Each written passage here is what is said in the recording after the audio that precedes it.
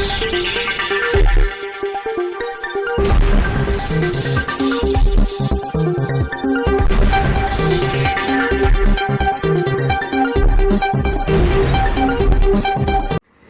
દર્શક મિત્રો, આપ જોઈ રહ્યા છો શિનોર સમાચાર। ઝઘડિયા તાલુકાના ડમલાઈ ગામે ગેરકાયદેસર સિલિકા ખનનનો મામલે સાંસદ મનસુખભાઈ વસાવાએ પૂર્વ ધારાસભ્ય મહેશભાઈ વસાવા સાથે જનતા રેડ કરવામાં આવી।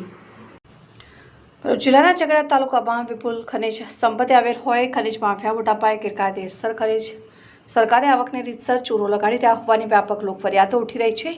તાલુકામાં રેત ખનન, પથ્થર ખનન અને સિલિકા ખનન મોટા પાયે થતું હોય તેમજ મોટાભાગનું ખનિજ ખનન 2 નંબરમાં રોયલ્ટી ચોરી કરીને ગેરકાયદેસર રીતે થતું હોવાની બૂમો લાંબા સમયથી ઉઠવા છતાં આ બધું અટકતું નથી।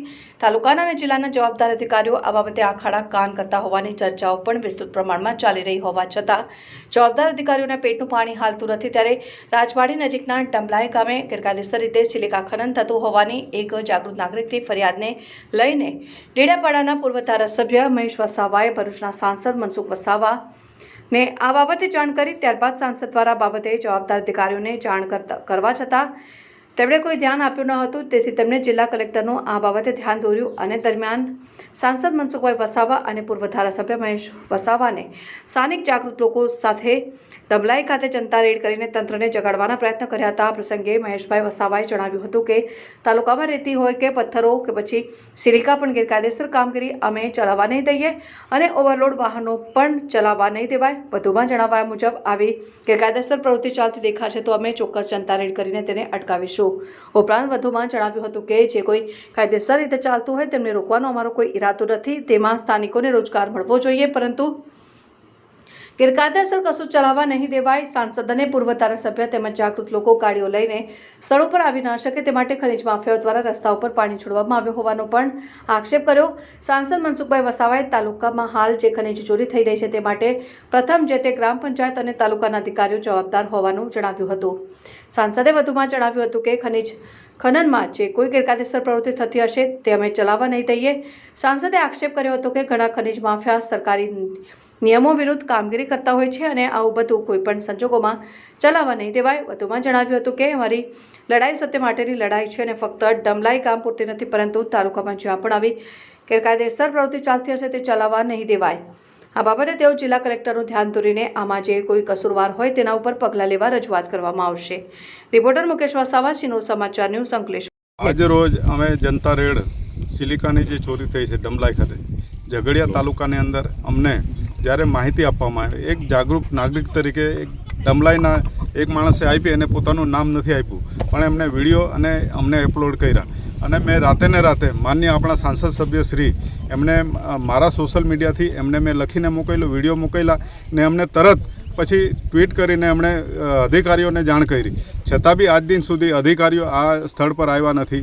અમે ફરી પાછું લખવું પડ્યું, કલેક્ટરશ્રીને અમારો પત્ર લખવો પડ્યો કે અધિકારી પ્રાંત અધિકારીને અમે જાણ કરી, છતાં એમણે અમારો સોશિયલ મીડિયાનો જે અમે સોશિયલ કરેલું એ પણ એને રિસીવ નથી કર્યું।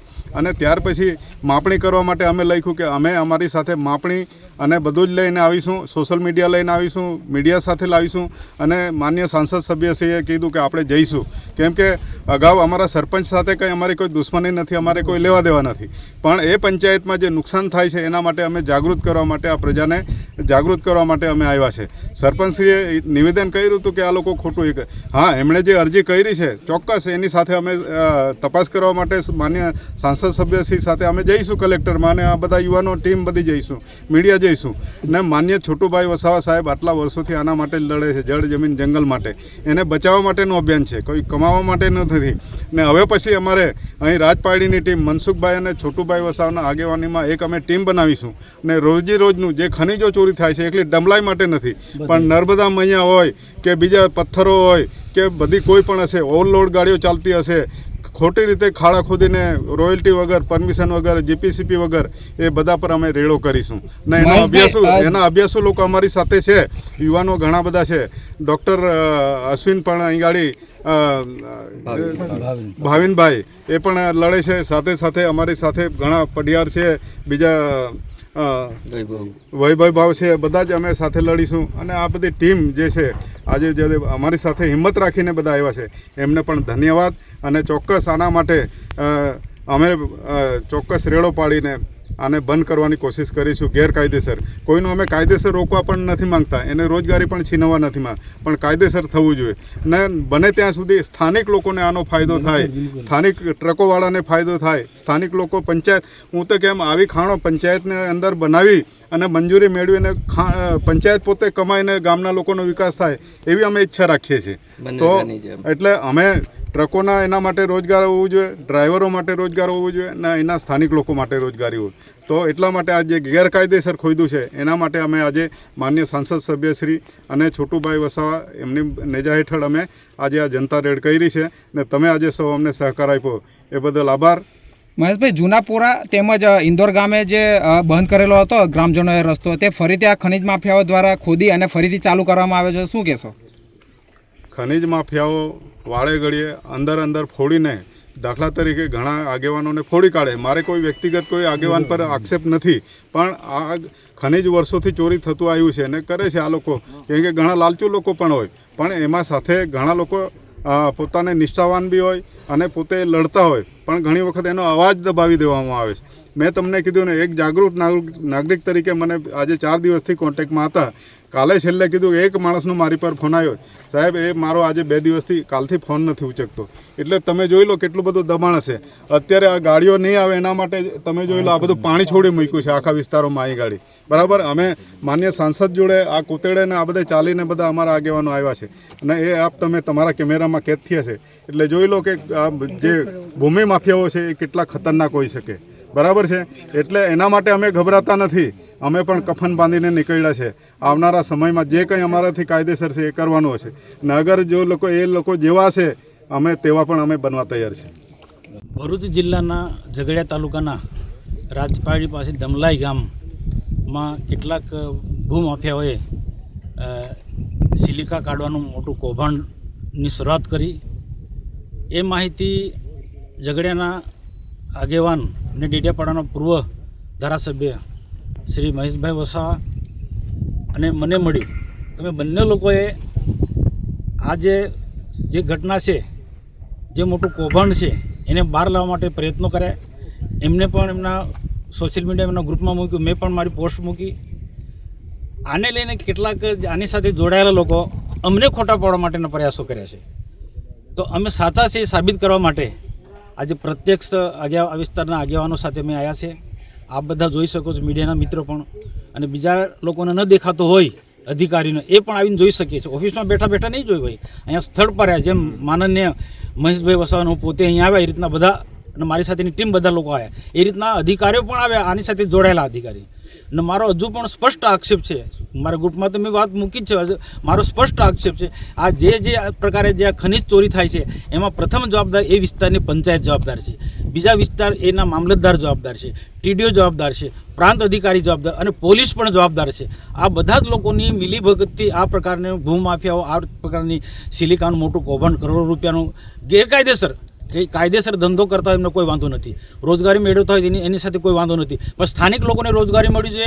બહારના લોકો આવીને આ પ્રકારનો ધંધો કરે કોઈ પણ સંજોગોમાં અમે ચલાવી લેવા માંગવાના નથી, માગતા નથી. કોઈને રોજગારી મળે એના માટે અમે સામેથી ખુશી આનંદની લાગણી અનુભવીને સપોર્ટ કરીએ છીએ, પરંતુ ખોટું નહીં કરવું જોઈએ. અને કેટલાક જનતાને પણ મારી અપીલ છે કે કેટલાક આ ભૂમાફિયા અમારા વિરુદ્ધમાં ગેરમાર્ગે લોકોને ચડાવ ઉશ્કેરી રહ્યા છે, અમારા ઉપર ક્યાંક બની શકે તો હુમલા પણ કરવાના પ્રયાસો કરે. આજે મને ફોન આવ્યા કે ત્યાં ના જશો ને વાતાવરણ ઢોળાય છે, ગંભીર વાતાવરણ. કંઈ વાંધો નહીં, અમે સત્યની લડાઈ લડી છે ને સત્ય માટે લડે છે. મહેશભાઈ પણ ડેડિયાપાડામાં વર્ષોથી ધારાસભ્ય તરીકે આ સત્યની લડાઈ લડ્યા છે. એમના પિતાશ્રી છોટુભાઈના માર્ગે લડાઈ લડી રહ્યા છે. ત્યારે આમ જનતાને પણ અમારી વિનંતી છે કે અમે સાચી લડાઈ લડી છે. આદિવાસીના હક અને અધિકાર માટેની લડાઈ લડી રહ્યા છે. આદિવાસીનો હક અને અધિકાર પંચાયત તો એકલો નથી, એના આમ પ્રજા આખા ગામને લોકોનો આ જે ચાલે છે આ કૌભાંડ, એ ગામના લોકોને રોજગારી મળે એના નિયમ પ્રમાણે એમને કોઈ વાંધો નથી. પરંતુ આજે કેટલાક ભૂમાફિયાઓ, રેત માફિયાઓ, સિલિકા માફિયાઓ, આ સિલિકા માફિયા રાજપાડમાં જો ક્યાં ક્યાં ઠેર ઠેર એજન્સીઓ ઠોકી બેસાડી છે. એ બધા લીગલી નથી. સરકારની જે કેટલાક નિયમો છે, પોલિસી છે, એનો વિરુદ્ધ જઈને આ બધું ઠેર ઠેર સિલિકા કૌભાંડ કરી રહ્યા છે. નાના હશે કે પછી મોટા લોકો છે, મોટા લોકોની મોટી વગ હશે, પરંતુ અહીંના લોકો જાગૃત થયા છે ગમે એટલી વગવાળા હશે, ગમે એટલા પૈસાદાર હશે, પણ અમારા આગળ આ લોકો ટકી નથી શકવાના. અમે આ ફક્ત દમલાઈ ગામ પૂરતું નથી, અમારી લડાઈ ગામે ગામ જ્યાં જ્યાં આવી રીતના ગેરકાયદેસર રીતના ખાણ ખનીજમાં ચોરી થતી હશે, રેતી કૌભાંડમાં ચોરી થતી હશે કે સિલિકાનું કૌભાંડ થતું હશે ગેરકાયદેસર, તે બધા ગામોમાં જઈશું અને જનતાને જાગૃત કરીશું અને ગેરમાર્ગે દોરાશે એમને કહીશું ભાઈ આ લડાઈ તમારા સ્થાનિક લોકો માટે છે, સ્થાનિક ગામના આદિવાસી યુવાનો માટે લડાઈ છે અને તમે આ ધંધો તમે કરો, બીજાને સપોર્ટ ના કરો. ને એક બે કદા ભણેલા ગણેલા યુવાન કોઈક લાલચમાં આવીને આવા લોકોને સપોર્ટ કરે એ વ્યાજબી નથી. તો આવનારા દિવસોની અંદર અમે વહીવટીતંત્રનું પણ ધ્યાન દોર્યું છે અને જો હજુ પણ ધ્યાન દોરવાના છે. હું મહેશભાઈ સાથે જઈને કલેક્ટરને રજૂઆત કરીશું. આની તપાસ થવી જોઈએ. એમાં પંચાયતના પણ જવાબદાર લોકો છે, એમાં સરપંચ હશે, તલાટી હશે, મામલતદાર પણ જવાબદાર છે, પોલીસ પણ તેટલી જવાબદાર, ટીડીઓ પણ તેટલો જવાબદાર અને પ્રાંત અધિકારી પણ તેટલો જવાબદાર છે. આજે જો મહેશભાઈ પોસ્ટ મૂકી, મેં પોસ્ટ મૂકી, આ ખાલી પોલીસ બંદોબસ્ત એકલા આવ્યા છે અમને બીવડાવવા માટે, પણ અધિકારી જેમની ખરેખર જેમની જવાબદારી છે ખાણ ખનીજથી માંડીને બધા જ લોકો, મામલતદાર કે પ્રાંત કે જે હશે એ બધા લોકો અહીંયા આવવું જોઈતું હતું. અને આ સ્થળ પર અમે બતાવતા એમને કદાચ આંધળા લોકો એમને પાટા બાંધેલા છે, પ્રાંતના અધિકારીને પાટા બાંધેલા છે, મામલતદારને પાટા બાંધેલા છે, ખાણ ખનીજના અધિકારીને પાટા બાંધેલા છે, કે પોલીસના અધિકારી જે નિયમને હપ્તા લે છે એમને પાટા બાંધેલા હશે. અને સરપંચના અહીંયા આવતા તે અમને જે પડકાર ફેંક્યો છે એમને બતાવતા સરપંચની પાસે જો એ ટીમ જો વિનંતી કરું છું તમે જાતે અહીંયા આવો, ગામ પંચાયતની તમારે આખી બોડી